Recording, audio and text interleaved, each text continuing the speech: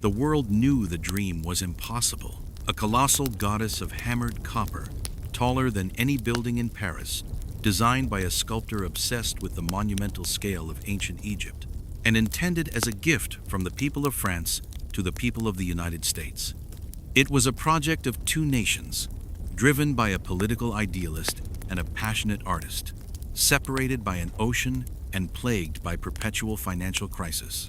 This is not just the story of a statue. It is the story of a transatlantic conspiracy, a massive, improbable gamble on the very idea of freedom, forged in the smoky workshops of Paris, and paid for with the pennies and dimes of millions of ordinary citizens. Part 1. The Oath of La Boulaye. The true spark for Lady Liberty was struck not by the sculptor's hammer, but by the quiet eloquence of a French intellectual named Édouard de La Boulaye. It was 1865. The American Civil War had just concluded, abolishing slavery and preserving the Union. In France, the Second Empire, under the autocratic rule of Napoleon III, was a suffocating reality for advocates of a true republic. On a warm summer evening at his home in Glatigny, La Boulaye, a distinguished jurist, historian, and staunch abolitionist, hosted a dinner party for fellow liberal thinkers. The mood was one of cautious hope and profound admiration for America. The American Republic, despite its recent bloody test, stood as a beacon, a testament to the enduring power of democracy. If a monument were to rise in the United States, La Boulaye declared, tapping a finger on the mahogany table, his voice low but firm, a testament to their independence and the triumph of freedom. It should be a common work of both our nations, a gift from France to America, celebrating their success and perhaps gently reminding us of our own aspirations. Among his guests was a restless, ambitious sculptor named Frédéric Auguste Bartholdi. 31 years old, with a massive frame and an even larger imagination, Bartholdi had traveled the world, dreaming of building colossal monuments like those he had seen guarding the temples of ancient Egypt. The memory of the sun-baked, monumental scale of the Ramesses statues had never left him. La Boulaye's proposal ignited a dormant fire in Bartholdi. A colossal statue? A modern-day Colossus? A female figure representing Libertas, the Roman goddess of freedom, guarding the entrance to a free land? It was a project worthy of his obsession. The official work began quietly. La Boulaye and Bartholdi understood that to solicit a grand gift of freedom to a republic while living under a repressive regime was an act of political defiance. The idea had to be nurtured in the shadows of polite society. Bartholdi began sketching. His first concept, an ambitious but ultimately uncommissioned design for a lighthouse at the Suez Canal, featured a robed female peasant holding a torch. The power of that form, a woman lifting the light of progress, now found its new, rightful home. He imagined his liberty enlightening the world, a towering woman, serene yet powerful, holding the torch of enlightenment high over the New York harbor. At her feet would lie a broken chain, a subtle but unmistakable reference to the recent end of American slavery. In her left hand, a tablet, inscribed with the date of the Declaration of Independence, July 4, MDCCLXXVI. In 1871, Bartholdi sailed for the United States. His mission was twofold: to introduce his great idea to the American people, and crucially, to choose the perfect site. As his ship sailed into the mouth of the Hudson River, Bartholdi was struck dumb. He saw an unremarkable, star-shaped fort on a small piece of land called Bedloe's Island. It was situated perfectly. Every ship arriving in New York, every immigrant, every hopeful traveler would have to pass this small island. It was, he realized, the gateway to America. That is where the statue must stand, he wrote excitedly to La Boulaye. The magnificent harbor. It is the gateway to the continent. The Americans, however, were not immediately moved. They admired the concept, but great expense was involved. The French people had pledged to build the statue itself a feat of engineering and copperwork that was already raising eyebrows. But the Americans were expected to build the pedestal, the massive granite foundation upon which the goddess would stand. The American response was cool. The year was 1871. The country was still reeling from the financial and psychological costs of the Civil War. $250,000 for a granite stand? Many scoffed. If the French wish to give us a goddess, one newspaper editor grumbled, let them pay for her whole footstool as well. The fate of the statue now hung in the balance of a fundamental division of labor, a test of faith between two nations. France would supply the artistic genius, America would provide the foundation. If one failed, the entire dream would crumble into a pile of copper sheets and broken granite. Part 2. The Master Builders of Paris. Back in Paris, the work began in the Gautier & Co. workshops on the Rue de Chazelles. It was a chaotic, brilliant hive of activity. Bartholdi was an artistic genius, but he was not an engineer on the scale required for a 151-foot copper giant. The first structural engineer hired, Eugène Viollet-le-Duc, passed away unexpectedly. Bartholdi was left with a half-formed design for a massive stone-filled interior that would have caused the statue to collapse under its own weight. The project needed a revolutionary mind. He found it in a man whose name would soon be synonymous with monumental construction, Alexandre Gustave Eiffel. Eiffel, known then for his innovative railway bridges, was a master of iron lattice work. He approached the statue not as a piece of static art, but as a dynamic structure, a skyscraper-sized woman that would have to endure the relentless winds and corrosive salt spray of the New York harbor. Eiffel's design was a marvel of 19th-century engineering, a central skeletal iron pylon, like a spine, from which a secondary iron framework would branch out. The copper skin, only the thickness of 2 American pennies, would not be rigidly attached. Instead, a system of flat iron bars, acting like flexible springs, would allow the entire copper shell to move independently from the core. This revolutionary curtain wall design meant Lady Liberty could sway up to 3 inches in the fiercest gale without tearing or cracking her skin. She was not a solid block, but a breathing, flexible marvel. The construction became a spectacle.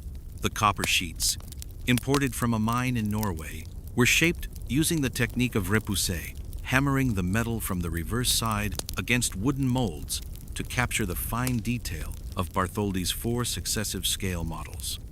The clang of the hammers, the smell of heated iron, and the constant rhythmic shaping of the copper plates dominated the Parisian air. The French public embraced the effort. Through lotteries, theatrical benefits, and public fees, the French people raised over $250,000, the equivalent of millions today. The right arm and torch were completed first, shipped across the Atlantic, and displayed at the 1876 Centennial Exposition in Philadelphia, offering Americans a tangible glimpse of the massive gift. Later, the great head and shoulders were displayed at the Paris Universal Exposition in 1878, towering over the city's rooftops. Finally, in 1884, Liberty Enlightening the World stood complete on a pedestal in the heart of Paris, an impossible titan overlooking the French capital. The French people had done their part. The French had a colossal statue, but the Americans still had only a half-built pedestal. Part 3. The People's Pedestal. On Bedloe's Island, the construction of the pedestal, designed by the respected American architect Richard Morris Hunt, had stalled. The great granite star, built within the walls of the old Fort Wood, sat unfinished. Despite appeals from President Ulysses S. Grant and other dignitaries, American fundraising was a dismal failure. Wealthy donors were reluctant. Congress was indifferent. The government believed the gift was a private matter. The wealthy believed the government should pay. When the French frigate Isère arrived in New York Harbor on the 17th of June 1885, carrying the 350 pieces of the disassembled statue packed into 214 massive wooden crates, the sight should have been a triumph. Instead, the crates sat on the island, mocking the unfinished pedestal. Liberty had arrived, but she had nowhere to stand. The press was brutal. It was a national embarrassment. Then, a savior emerged, not from the halls of government or the mansions of millionaires, but from the rough and tumble world of journalism. Joseph Pulitzer, the Hungarian immigrant and firebrand owner of the New York World newspaper, saw the shame and, more importantly, saw the opportunity. He launched a brutal, relentless, and brilliant campaign in the pages of his paper. He didn't beg the wealthy, he shamed them. He didn't ask Congress. He appealed directly to the patriotism of the common man.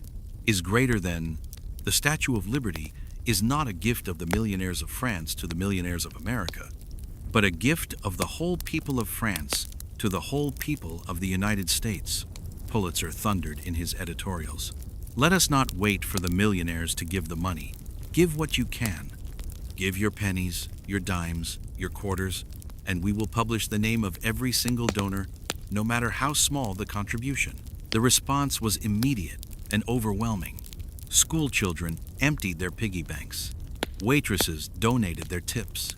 Irish immigrants, German tradesmen, African American veterans, all sent in their meager savings.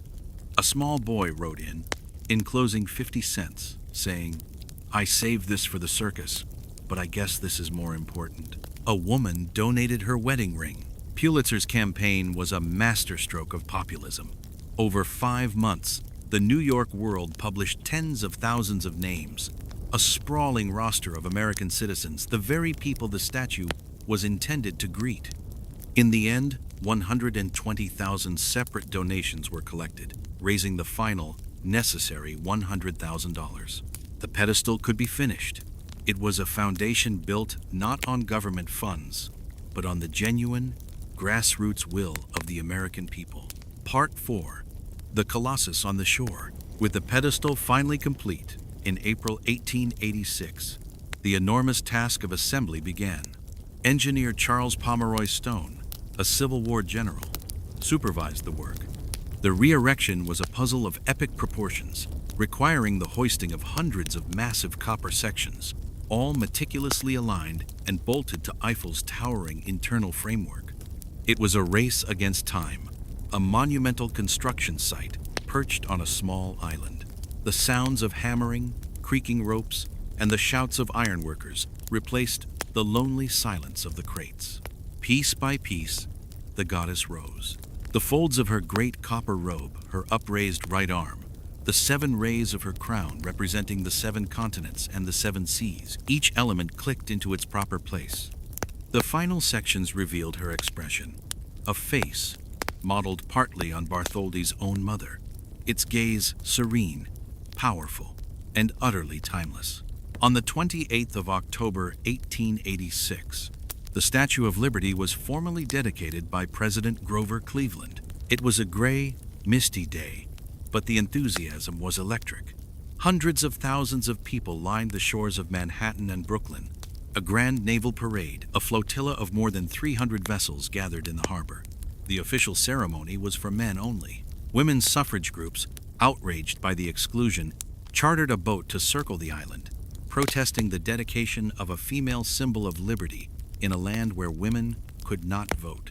The statue, even before its inauguration, was already becoming a rallying point for the oppressed.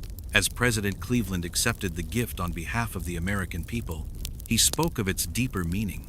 "We will not forget that liberty has here made her home, nor shall her chosen altar be neglected." The climax of the day arrived when Bartholdi, hidden on the island, pulled a signal rope. The immense tricolor French flag draped over the statue's face fell away, revealing the magnificent, towering figure of Liberty enlightening the world to the cheers of the enormous crowd. Part V. The Mother of Exiles.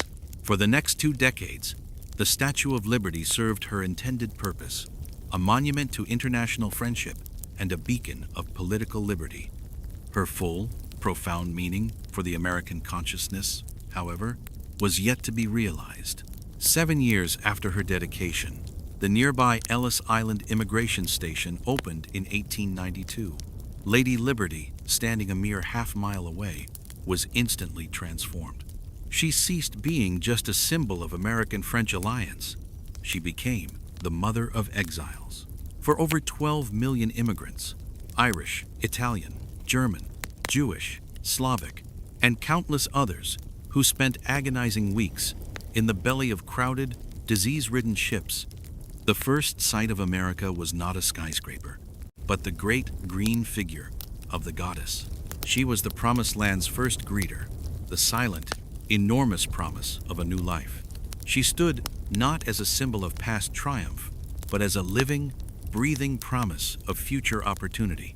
The transformation was perfectly captured by the poet Emma Lazarus in her sonnet, The New Colossus, written years earlier to aid in the pedestal's fundraising, but whose words now seemed prophetic.